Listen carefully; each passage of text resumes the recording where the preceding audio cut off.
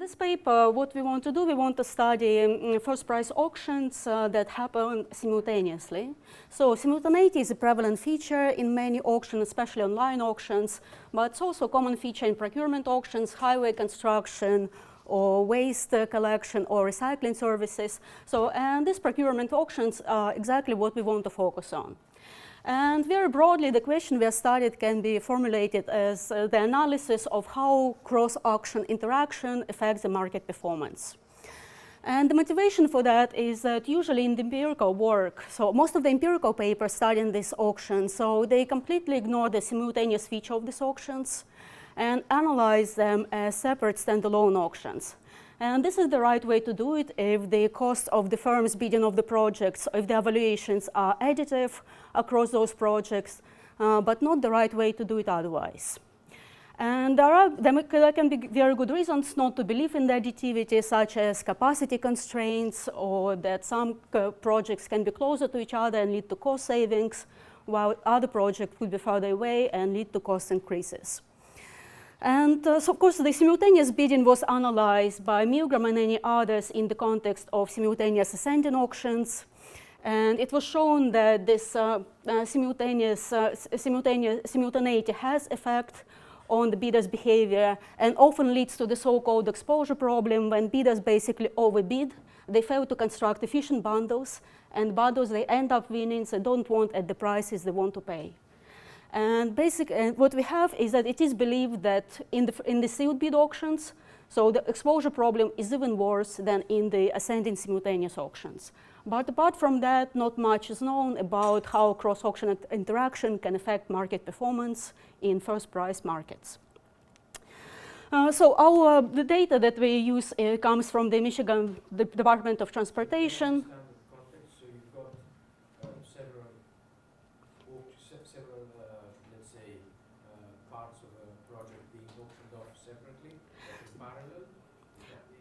No, they're completely unrelated projects. I mean, usually unrelated projects could be highway construction. So we use the data coming from Michigan, state of Michigan, so it could be highway construction in one part of the state, could be road repairs in the other part, in another part of the state could be some bridge construction, some electricity works, some painting works, so all sorts of projects, and those are heterogeneous projects. So the Department of Transportation usually conducts them now, I think, twice a month, but so the data we collected, we have about 15 to 20 letting rounds per year. So each in the letting round, on average, there are 45 projects being auctioned off. And we do see the evidence of simultaneous bidding. So an average bidder submits bids in 2.7 auctions, so the median bidder in 3 auctions. And again, so we see the heterogeneity of the projects, so we see some evidence that there is correlation in bidding across auctions by the same bidder. And we want to analyze whether these are complements or substitutes and how to even approach this, how to approach thinking about it. And so the bids in this, another feature of that the bids on combinations, of course, are prohibited. You can bid only on auction alone. And so you cannot make bids contingent across auctions. So, and bidding not being able to express of course, preferences for a collection of projects. You can't drop out after the... No, you have to pay, yes, you can't. There is huge penalty for that. At least we don't observe it in the data set that we have. So, but this not being able to express basically your preferences for combinations of projects, so they lead to this exposure problem and lead to the cross-auction interaction. And this is a simple graph showing the distribution of the number of bids submitted by each bidder across our whole sampling period. So more than 55% of the bidders bid in at least 2 auctions in each letting round. And there are some big bidders who bid up to 18 auctions, and the median bidder bids in 3 auctions per letting round. But anyway, so this is one of the motivations for studying this. And what we saw now, what we saw in that graph is very typical for other procurement settings. So simultaneous auctioning off of projects and bidders submitting simultaneously bids on several projects. Surprisingly, there is not much literature on this kind of simultaneity. And what we want to do is to analyze whether we can learn anything at all about combinatorial valuations, valuations for combinations of projects, but just from the data that come from auction by auction bids. And we want to analyze how important these effects are in practice, which direction they operate, so whether these projects are complements or substitutes. And we want to analyze the extent of the exposure problem in case these projects are complements. And for that reason, so we chose and that's one of the reasons why we chose to conduct a counterfactual analysis with VCG mechanism, because that what directly allows us to measure the losses of efficiency in the simultaneous conduction of these auctions, rather than conducting them by the efficient mechanism. So the advantage is the simplicity; they're very easy to conduct, while computational complexity of this VCG mechanism is much higher, but at the same time, so in simultaneous auction there is a very sparse message space, so each bidder only has can express valuations by submitting bids auction by auction, while of course there is much higher expressiveness of the message space. And, but the choice of the counterfactual wasn't easy, so we thought about sequential auctions, but surprisingly not much theoretically known about that either. So now the literature is developing more on that. But there is computer science literature on sequential auction that shows that a lot depends on how you order objects that you auction off. And basically there are orderings of objects that the losses of efficiency can be absolutely huge. So they will be at the rate of the minimum of number of the objects and the bidders. There are, of course, other alternatives that I will briefly mention, but so there are some reasons we chose to conduct these particular counterfactuals. But briefly, so to summarize our contribution, so we introduce a novel decomposition of the combinatorial valuations into what we call standalone valuations and complementarities that I will introduce very shortly. And this leads to new theoretical results on equilibria, and it gives us a viable empirical model that we can actually identify and estimate in simultaneous first-price auctions. So the identification is established under the set of exclusion restrictions. We assume that the rival characteristics, so the set of rivals and their features, so do not affect bidder eyes on primitives, so the standalone valuations or complementarities. And we also assume that there are factors that shift combination payoffs, so that affect the complementarity part, but do not affect standalone valuations. And then we conduct actually a structural estimation from our data, and we find substantial reduced form evidence of cross-auction interaction. And our structural estimates suggest that small projects are complements, while large projects are substitutes. And the counterfactual analysis that we conduct for now on a small sample because of the computational complexity, so is very favorable towards the VCG mechanism. It shows that it may substantially reduce total costs for both the Department of Transportation and the bidders. So as I said, so the literature on simultaneous auctions is very sparse, empirical literature. So the closely related papers, of course, on first-price combinatorial auctions by Cantillon Pessendorfer and Kim Oliver Swaintrop. And there are a few papers that provide some reduced form comparative analysis of simultaneous first-price and combinatorial auctions by Lunander and Landberg.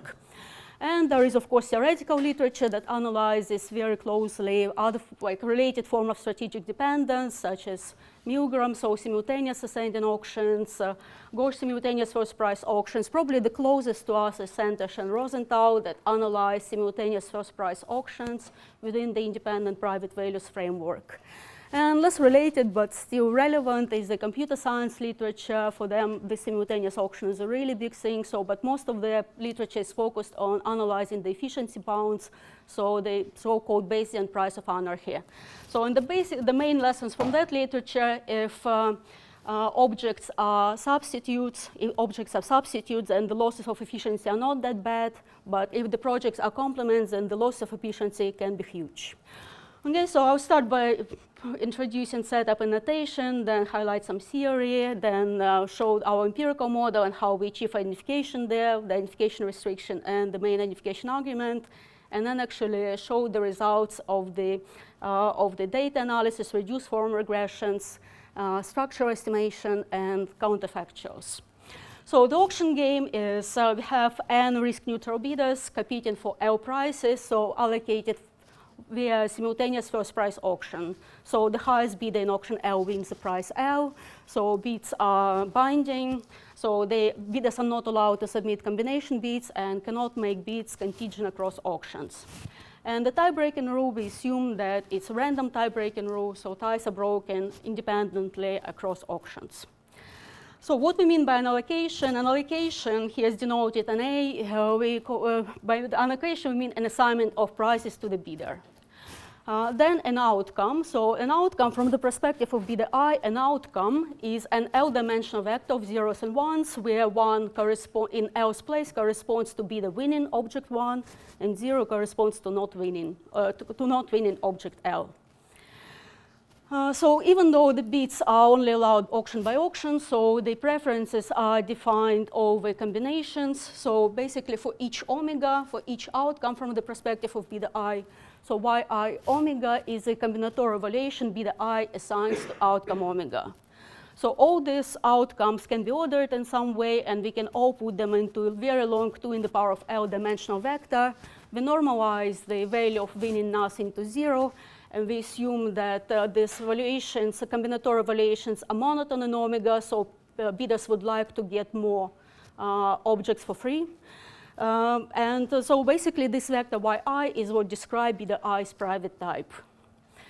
So the next assumptions that the bidders independent private values, so that so each yi 2 in the power of L dimensional vector is, so the distribution is atomless and it's bounded. So that the CDFs of these distributions are common knowledge, and yi bidder i's private information. And importantly, the types are independent across bidders. Okay, so here is the preference structure and the optimization problem that each bidder solves. So bidders are risk neutral, so and just pay bids in auctions they won. So the net payoff of bidder I from winning outcome omega at bid vector B is so the combinatorial evaluation for winning outcome omega minus the sum of bids in all the auctions, in all of those auctions. So we can write it in the long vector form. So as I said, we can order these outcomes omega and put them into as rows into a big matrix. And here is an example of the transpose of that matrix for 2 objects. So 0, 0 corresponds not winning anything, 1, 1 corresponds to winning both objects. And then all possible outcomes will be described as yi, the vector yi minus matrix omega multiplied by the bid vector B. Okay, and now the decomposition of those combinatorial evaluations. So we decompose it into what we call standalone evaluations, part corresponding to the standalone evaluations, and then complementarities. So what is the standalone evaluation? Bidder I assigns to winning object L. So this is just the evaluation from winning object L alone. So and then we have L such standalone evaluations. And Vi will be the vector of these standalone evaluations. And complementarity, K omega for each outcome omega will be the difference between the combinatorial evaluations, combinatorial evaluation from winning omega and the sum of standalone evaluations of the objects won in omega. So the standalone evaluations and complementarities. And again, so we can construct a vector of complementarities. This is 2 in the power of L dimensional vector. And this vector is a vector of zeros, of course, only if evaluations are additive, but in this case, we don't need any of this, so we can just analyze auction separately, auction by auctions. Okay, so we consider this, the bidding problem at the interim stage, right? So each bidder, the type was realized, yi, and suppose that bidder is facing some rival strategy profile, sigma minus I. So P of B will denote, again, the 2 in the power of L dimensional vector of distribution of outcomes that arise when I submit bids B and the strategy of the rivals is fixed. And then from this distributions of all possible outcomes, we construct the marginal distributions, marginal win probabilities for winning separate objects. So that vector, L-dimensional vector of marginal view probabilities will be denoted as gamma of B. And this is finally the interim payoff function. So the bidder chooses bid vector to maximize the interim payoff function. So we can split it into two parts. So the first part corresponds to the standalone valuations and looks like a regular first price maximization problem.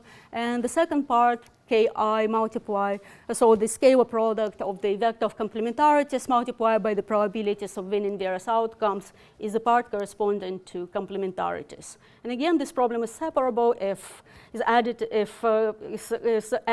if the vector of complementarities is zeros, but then we can use just the standard theory. And speaking about theory, so what theory can we rely on? Well, also there is not much. So the main problem in these auctions is actually impossibility to rule out the bidders plane ties with the positive probabilities, which leads to discontinuities in the objective functions. And then the tie-breaking rule becomes really important. So there is not much, but there are two approaches that we can rely on. One is the so-called communication extension equilibrium by Jackson, Simons, Wilkins, and Zame, which considers tie-breaking rule as actually part of the solution and says that basically there is an endogenous tie-breaking rule such that an equilibrium exists, and it allows for continuous bidding space. And the second approach is discrete bid space when we consider just finite grid equilibria, when we are interested in totally finite grid equilibria, and in this case we can use the Milgram and Weber results from 1985. So both these papers give results on mixed strategy equilibria. We can also do some analysis of monotonicity of bits in valuations, and basically bits are not monotone in Y, in the component Y sense. So we can give examples when the type is strictly increasing component Y sense, but all the bits in the best response go down. However, if complementarities are kept constant and the standalone valuation for object L increases, so then the bid for object L will increase as well, and the cross-auction analysis can be done by imposing some supermodularity of complementarities. And let me also take this opportunity to advertise our other paper. It's related to this one. It's joined with Veroy Shin, who is a PhD student at Penn State University. So, and in this paper, we use techniques and results from Asim, McAdams, and Rennie to establish an existence of bias-Nash equilibrium in pure monotone strategies in the case when complementarities can be stochastic, so we do not impose constant complementarity, they're supermodular. And monotonicity, what we have to do there, we have to use a novel partial order. So monotonicity has to be understood in a very specific way. So we'll say the type increases not only when the combinatorial valuations increase pointwise, but also when the marginal valuations increase and the first differences of marginal valuations increase and the second differences increase and so on, up to the Lth difference. Turns out that that partial order is still sufficiently rich to give us this existence of equilibrium results. But anyway, finally, the econometric part, I guess. So the identification problem that we are facing is basically learning complicated combinatorial preferences from just standalone bits. So what are the components of our empirical model? So we'll have capital T auction rounds. LT will be denoting the number of auctions per round, and NT will be the number of bidders competing in market per round. So for each bidder, we collect data on bidder characteristics. So these are easily available. So we will denote them as ZIT. And we observe, of course, all the bids submitted by bidder I in latent round T, so BIT. So at the auction level, we observe auction level characteristic, detailed descriptions of the projects and everything. And we also, so we'll denote them XT. And then we observe also something that we call combination characteristic WT. So their main purpose is affect complementarities, combination payoffs, but not to affect standalone valuations. Okay, so, but this is the point where we have to make our model more specific because we do have to learn 2 in the power of L-dimensional distribution of a random vector from the L-dimensional distribution of bits. And here, so without further assumption, this is just impossible. And the assumptions that we make, we think are quite intuitive. So the first assumption is the assumptions basically that conditional on all the bidder-specific characteristics, auction-specific characteristic, combination characteristics, so complementarity is constant. So complementarity is just deterministic function of all those Z, X, and W. And the standalone valuations are stochastic, so and we denote that conditional CDF as F. And another restriction that we impose, the so-called exclusion restriction, so here A3, is that the distribution of standalone valuation for bidder I is invariant to the characteristics of the rivals. So conditional on Z, conditional on Z, X, and W. So it doesn't depend on the characteristics of the rivals, doesn't depend on Z minus I, and also doesn't depend on the combination characteristics W.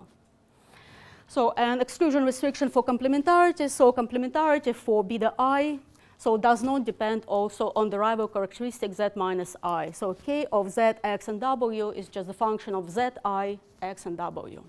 So we think these are very natural assumptions to impose, and we can generalize this to more general functions for complementarity. So we can take complementarity to be an affine function of standalone valuations, but then coefficients in that linear part of that affine function have to satisfy the exclusion restriction as well. Well, formally this model is static, but we can interpret this complementarity Ki for bidder I's expectation or with some combination shock after realized after a multiple win. We can think about it as also capturing some reduced form dynamics, and we think that it should be a good approximation, so as long as firm I's future profit is determined mainly by its own state, but we don't introduce any dynamic component in the model. So the identification now comes down to recovering that conditional distribution function of the standalone valuations, conditional on the bidder's own characteristics and auction-specific characteristics, and the complementarity function K. So we need to make some assumption of where the data on the bids come from. An assumption, the next assumption is very standard in the literature, so that basically all the data on the bids come from the bidders playing the same equilibrium.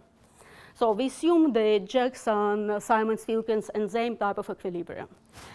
And the assumption A5 here is probably slightly more restrictive. So we assume that the distribution of bids submitted by each bidder is absolutely continuous. So they absolutely continuous with respect to the Lebesgue measure. And of course, this assumption is implied. So when K is equal to 0, so there are no complementarities. So this is without a loss of generality because it is known that the distribution of bits in that case is absolutely continuous. It does become restrictions in the presence of complementarities. We think that this is not a bad assumption, our framework, because the obvious case when it would be violated when bidders play ties with positive probability does not happen in our data. So we never ever observe bidders playing ties. So we think, therefore, in our empirical framework, so this is quite reasonable assumption. And so what is going to be the basis of our identification argument? So the basis of our identification argument will be varying the rival structure. Again, for bidder I, varying the rival structure, characteristics of the rivals.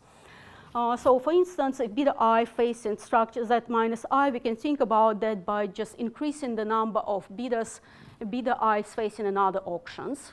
So that, of course, doesn't affect bidder I's marginal probability of winning in the current auction, but it will affect bidder I's probability of winning this auction and some other auction. So it will affect the combination payoff. So this is going to be one of the major channels for our identification argument. And second, of course, we can vary combination characteristics, as I said. So we assume that they don't affect the standalone valuations, but they do affect the complementarity part, the combination payoff.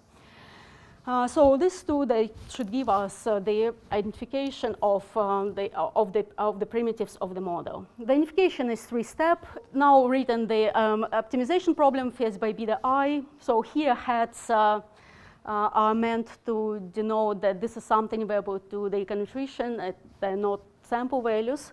So these are marginal win probabilities and probabilities of wins over possible combinations. So this is something is known to the econometrician.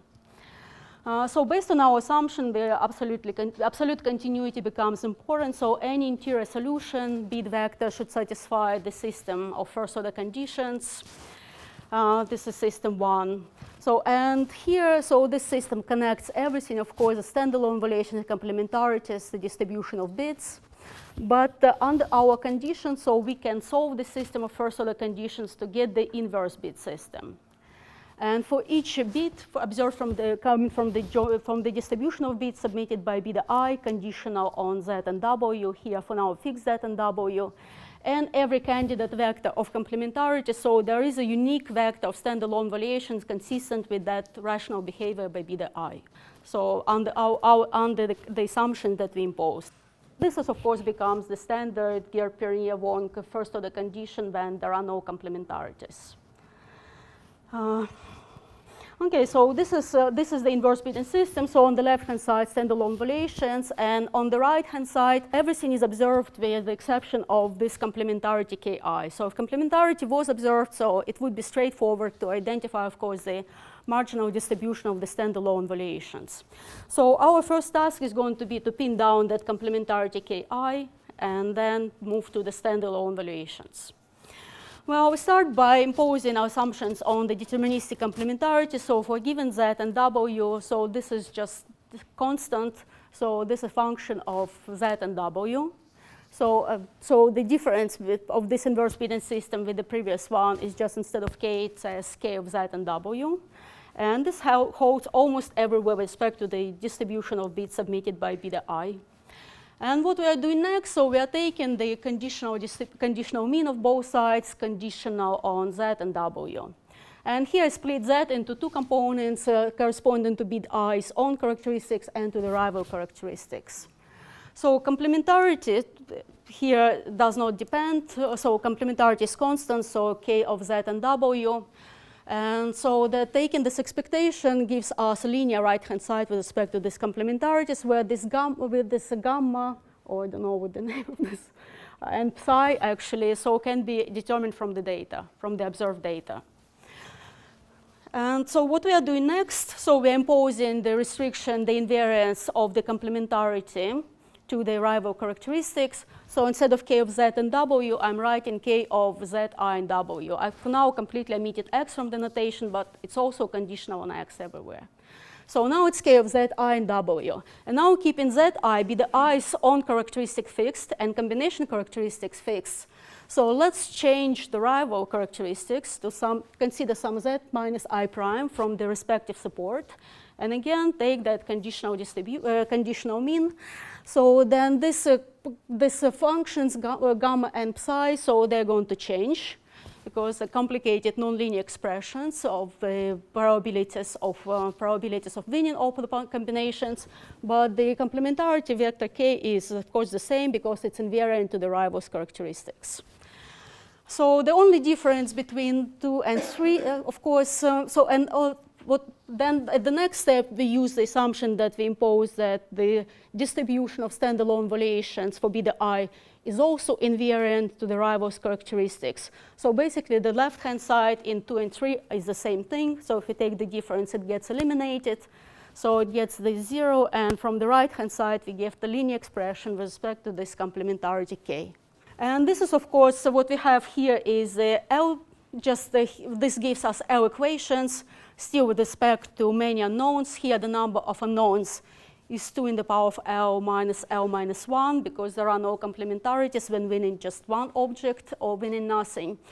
But we could potentially consider many different rival structures. So if we can find them in the support of the respective distribution. So here we denote them as Z minus I0 and so-called Z minus I1 and so-called Z minus IJ. So, and construct many systems like that and put them into one very big system, and let's denote the system of coefficients corresponding to the complementarity there as M psi. So if M psi has full column rank, so then our complementarity is identified, and then from the inverse Bidden system we can also identify the conditional distribution of the standalone valuations, conditional on Bidder's own characteristics and auction-specific characteristics. Well, we don't think that this assumption, so we think that the assumption of the full rank is restrictive. So we can think, again, as an example I gave, we can think about changing Z minus I as changing the number of bidders that I is facing in other auctions. And if you have L auctions, so the cardinality of that is at least 2 in the power of L. And also, changing the rival structure, it produces some nonlinear variation in various probabilities of winning various combination. So that should give enough variation also in the differences for psi when taking Z minus I and Z minus I prime. So we think that this full rank condition is actually not very restrictive. Of course, this identification argument was based on necessary conditions obtained from the inverse bidding system. We considered only conditional moments, but we could have considered higher order moments, or we could have considered conditional quantiles and used similar argument. So the reason we use conditional means due to the linearity property of expectations to get a very nice criterion, identification criterion. But in the empirical application, so our identification criterion does, in fact, in addition to conditional means, considers conditional quantiles. Some conditional quantiles. So we do use that in the empirical application. But definitely the model is severely over-identified, and what's presented here uses just necessary conditions, some necessary conditions from the inverse bidding system, but there is potential for using many more identification restrictions that I just described. Okay, so what about those factors W that shift complementarities but not standalone valuations? Well, we don't use them in this non-parametric identification approach because we want to assume any form, any dependence of complementarities in W. But in the empirical application, when we consider this function K of W to be linear in W, so that helps in identification there, and we can also use variation in W to pin down these complementarities. Okay, and let me finally show the results for our application. So we observe about 8,200 auctions. We observe detailed characteristics of all the contracts, location, description, engineer's estimates. So we have all the latent outcomes. So in our sample, there are 725 unique bidders. Among them are 35 regular bidders. By regular bidder, we mean a bidder who submitted at least 100 bids in our sample period. And among these regular bidders, 9 firms that we classify as large bidders who have at least 6 plants in the state of Michigan, and the rest are medium-sized bidders with fewer plants. And all the other bidders we consider to be fringe bidders. So these are the basic descriptive statistics, so I'll skip through the lack of time, but we can see that the number of bids submitted on average by bidder in the auction is 2.7. So simultaneous bidders. And this is a fraction of bids submitted by regular bidders and large regular bidders. Okay, and the first thing we want to do, of course, is to do some reduced form analysis. And the reduced form analysis, I'll briefly describe. So the first, the regress log of bid by bidder I in auction L. So the first 3 variables are auction's own characteristics, so log of engineer's estimate for that auction, and log of the competition that bidder is facing in that auction, so number of bidders participating in that auction, and the distance of that project to the nearest plant owned by the firm. So, and the finding here, the directions of the first 3 effects are just like everywhere in the literature. So there is not much that can be said here. So they really, without confirm our prior expectations, all the other characteristics here are meant to be characteristics that affect the bidding in auction L through combination payoffs rather than directly. So these are the variables that should be resembling the variables in W. So this is the number of bids bidder I's participating, the number of auctions bidder I's participating, so total size of other projects that bidder is bidding on, so and the characteristics of distances of other projects to these projects, and the share of days overlapping, so meant to control for the capacity effect. And we think also that that projects of the same time could be complements of different types of substitutes, and actually the directional effect does confirm our expectations. And this is standardized backlog variable also meant to control for some capacity effect.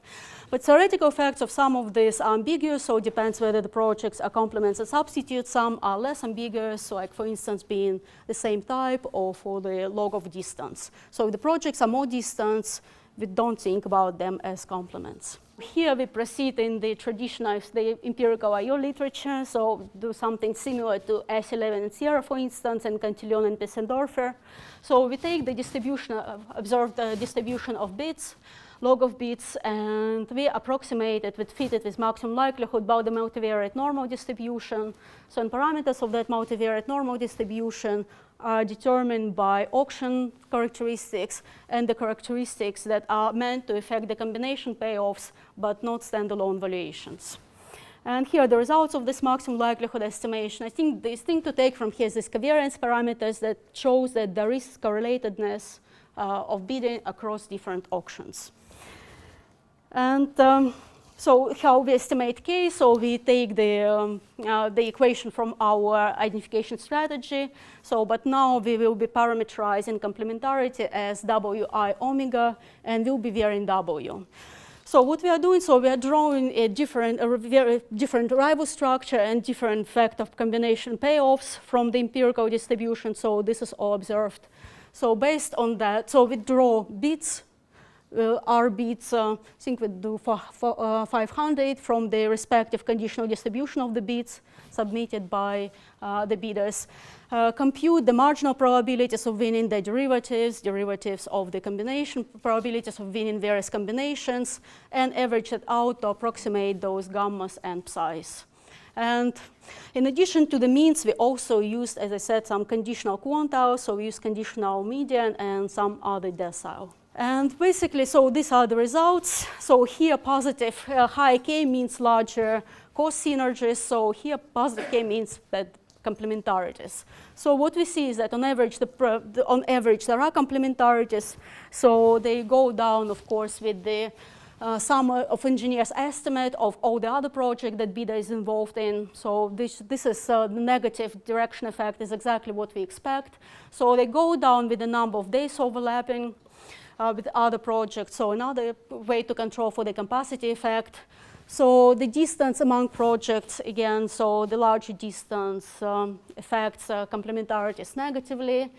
And we construct some sort of Herfindahl concentration index to control for how many projects of the same type the bidder is involved in. And of course, it's favorable to be involved in the same type of projects, so they lead to cost synergies. And this is, of course, the number of auctions that bidder participates -1. And we control for bidder fixed effect, latent round fixed effects, and the type of the firm fixed effect. And basically what we estimate from here, so this is basically what we expected. So what we observe from here, we conclude that small projects are complements, but large projects are substitutes. So what we have is some sort of U-shaped cost curve when projects are complements until the capacity is exhausted, and after that the cost rises sharply. And I think I have 0 minutes remaining, so I'm not going to talk about the VCG mechanism, but we do it on a small samples for bidders that do not bid in more than 2 auctions, simply because of the computational reasons. It's not a representative sample.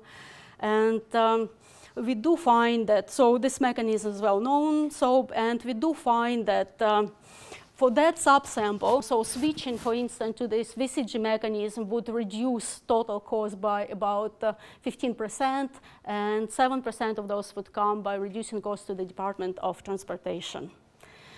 And I think I should stop.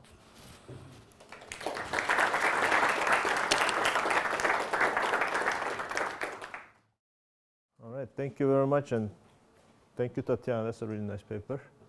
I enjoyed it. So, I mean, when I get this paper, you're like, okay, yet another auction paper. Haven't we done everything that can be done on the sun for auctions? But I mean, I'm sort of, you know, all the auction papers around. I think this paper really is on an important topic. They have this very nice paragraph in the introduction where they basically say that pretty much every single empirical auctions paper that uses data from procurement actually uses data from settings where multiple simultaneous auctions are going on at the same time. So think of any classic auction paper, you know, where most of the analysis focuses on what happens in a single auction. you know that that bidder is actually bidding on simultaneously on several different auctions. So, I mean, I personally actually have asked this, for example, to Ken Hendricks when they have these beautiful papers on the oil tract auctions, and he said, look, you know, we think that problem is too complicated. Let's get the single auction problem right. We'll get back to the multiple auction problem later on. This is not to say there's not work on this. Tatiana co-authors rightly cite the work of Mireille Geoffroy-Bonnet and Martin Pezendorfer, which look at intertemporal linkages in procurement auctions, in the sense if I win now, you know, and there's another project coming up down the line, you know, that I might not be able to bid on that because I'm capacity constrained. So how, you know, what's coming, the projects that will be available in the next month or next week is going to affect how I bid today. So that's the type of linkage that they study. Frank has some nice papers, and Marc Reguant also in the electricity context. So a lot of power plants, you know, if you need to be running your power plant now in this hour to be active in the following hour.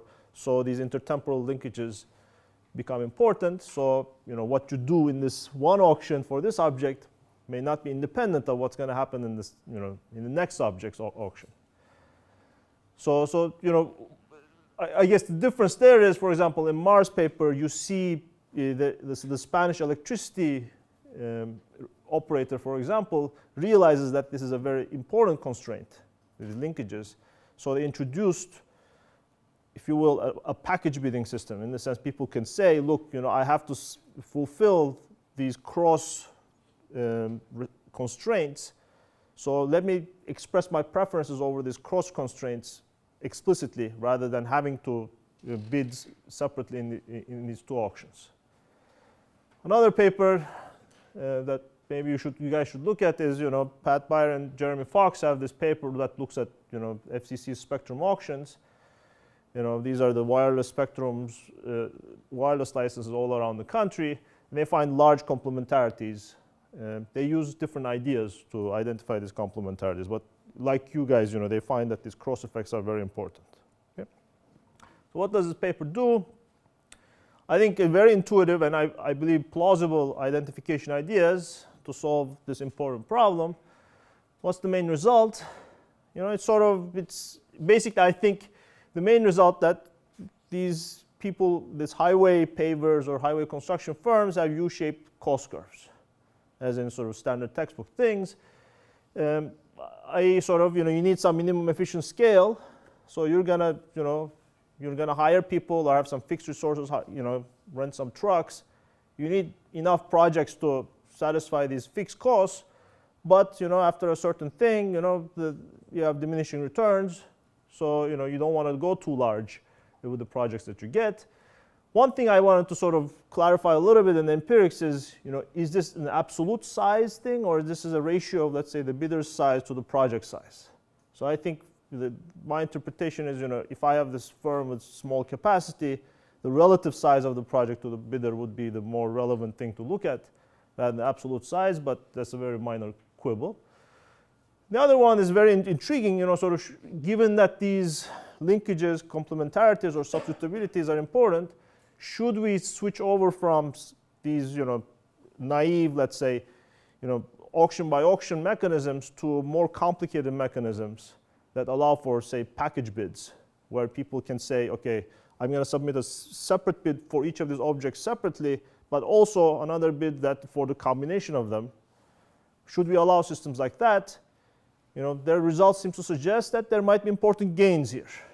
But I'll have a few things to say about that as well. So just super rough, this is like a huge theory literature out there about how to do auction of multiple objects when such complementarities or sort of cross effects evaluations are important.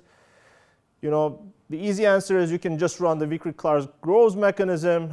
It is, you know, dominant strategy, efficient, etc. But it hits the wall because, you know, if you have large, you know, number of objects, again, you know, you have to compute every single arrangement. You know, this is exponential, so it becomes a big computational problem. Moreover, from the bidder's perspective, bidders are expected to express preferences over a very large number of packages. And this seems to be a constraint in implementing these things. The other thing that people cite in the lack of use of VCG is, people have constructed some really terrible examples where collusion leads to extremely low revenue for the auction designer. So you basically don't see VCG implemented in real world situations too much. What is implemented are, mechanisms devised by some very extremely smart people, Larry Oswald, Bob Wilson et al. So these are the mechanisms devised through which the FCC sells its wireless spectrum. Basically, these are ascending auctions, simultaneously for different objects, and people can change their mind and bid, increase their bid in one tract over the other. And once a month, a year, a number of economists disappear into bidding rooms of their sort of clients and bid for a month in these auctions to get a good deal for their respective companies. But the issue here is, these mechanisms have extremely good theoretical properties such as strategy proofness or efficiency if the objects are not complements, they're substitutes. If they're complements, then they show examples where all hell breaks loose in a sense. For example, this paper that Tatiana also referred to, the Bob Rosenthal and Balazs Center's paper on, if you're bidding for two chopsticks, you want both of them, right? And suppose you're bidding on them, and suddenly one of them becomes very expensive, but you've already placed a bid on the other one, and you cannot retract, that you're exposed to this risk. So that you really want to revert back and take away your bid. But these mechanisms, the good properties, come from the fact that bidders do not want to retract their bids. So, and if they cannot, then none of these good properties exist. So in that sense, I'm going to come back to this, the importance of assessing how these mechanisms work in realistic situations with realistic, let's say, complementarity and preferences, I think is an important empirical question, an engineering question. What about the CS literature? Another thing, Tatiana was very kind to them, but basically this literature obtains extremely wide bounds. And so they say basically any Bayesian-Nash club achieves 1/2 of the social welfare in cases of non-complements. I mean, 50%, that's a huge maybe it's good, it's not 0%, but there's a lot of room to grow. Okay, so here's what I think the idea of the paper is in a nutshell. Suppose I'm bidding for an apple and orange. Okay, this is my maximization problem. I'm going to this is my value for the apples minus my bid for the apple. This is the probability of winning that apple plus the orange. But here's a cross term.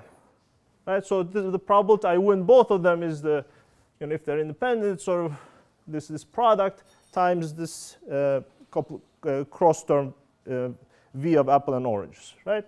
It's positive, it's complements, negative is substitutes. Okay, let me take the first one. So the assumptions here are that Tatiana and co-authors make that VA and VO, the valuations are private information, just in other auction settings, but the cross term, this complementarity term, is not really private information, or it doesn't change across auctions that this bidder participates in. Okay, this is some known function to bidders, if you will. Now we can discuss whether this is essential. Well, I'll leave it to later. But now let's do the first order conditions. Take the derivatives. You get these very intuitive looking markup conditions. This should be for any Econ 101. Your value minus the bid should depend on the competition you're facing. This is like an elasticity term of demand. The only snag here is that you have this extra term that comes from the cross term. Right? So think about the multi-product monopolist. So there's going to be a complementarity or substitutability term that enters into here. Okay? So now theoretically, of course, the sign of this cross term affects how much shading you do. Right? If it's complements, you shade, I forget, more or less. I think less because you want to buy more. The substitutes, you shade more, etc. But the identification idea is, since Garib-Perignon-Wong, we know that a lot of things are in the data. We know in auctions what these probabilities of winning are. These are all things that the econometrician and the bidder can read from looking at historical data on these auctions. Okay? Those things we can estimate very easily. So what Garib-Perignon-Wong did is, without these cross terms, just look at the bid and estimated markup terms to estimate what's on the left-hand side, these valuations. But when you do that same thing in this setting, you're going to get the composite, right? The non-cross term, the sole term plus the complement term together. So how do you tease that out? Well, you first estimate the left-hand side of that equation using the standard technique, and then you can regress this on to the estimated winning probability of the orange, right? And the coefficient on this term, if you will be that cross term. It's a very simple sort of control function type idea. Here you know the form of the control function, if you will, exactly. That's the probability of winning the other auction, okay, which you can estimate. But now if you want to be super non-parametric about it, you can say, well, we need an exclusion restriction on this thing. What's going to shift this additional probability of winning term that doesn't enter into here? So here they have a really nice idea. They say, look, the number of bidders in the oranges auction should not really affect my value for the apples auction. So this thing has an excluded thing in it. So across these auctions across these pairs of auctions, if you will, where the number of bidders in the oranges auctions is changing, I get the variation I need to pin down this term separately from the own term. Okay. So now, I guess one issue is, could we have something like a random coefficient type specification here to allow for some private information in that cross term? I haven't thought through this too much, but maybe something can be done, using a random coefficients type idea there. They're assuming that, it's not a random coefficient. Okay. So again, it's a very sort of intuitive and I think appealing identification idea that they used, I think in various things. So let me just I'll skip this. I'll tell this to Tatiana. Kostas asked a question about costly entry. I think this could be important in the sense, both in terms of affecting the estimates and also most of their analysis, they see this bidder bidding on only 2 auctions out of 100. They don't bid on the other 98 objects. So do we assume that this person's value for the remaining 98 objects is 0? Maybe not. Maybe this person decided not to enter because maybe they have a lower valuation for it. And maybe if you change to a better bidding system, these people might actually participate in the auctions more. So this is not something that's captured by the current technology, but I guess they're getting there. The other one is again this issue of going to VCG. This is a good benchmark, theoretical benchmark to use to see how much money could the Michigan Department of Transportation could be leaving on the table, or how much efficiency losses might be. But are you going to really implement VCG? Here, we haven't quite discussed this. So of course, when some economists theorists will read this paper, they will immediately offer their simultaneous ascending auction, software packages to these procurement firms. Will these packages work? Well, I think they can run some very interesting counterfactuals with the estimated preferences or valuations to see whether these problems of exposure or cycling, etc., that seem to be a theoretical detriment will prevent the use of these existing technologies. So I think it will be this technology that they've developed to estimate preferences can be extremely useful in assessing the applicability of existing package bidding systems, etc. So again, it's a very nice paper, very intuitive ideas. We're looking forward to future versions of it.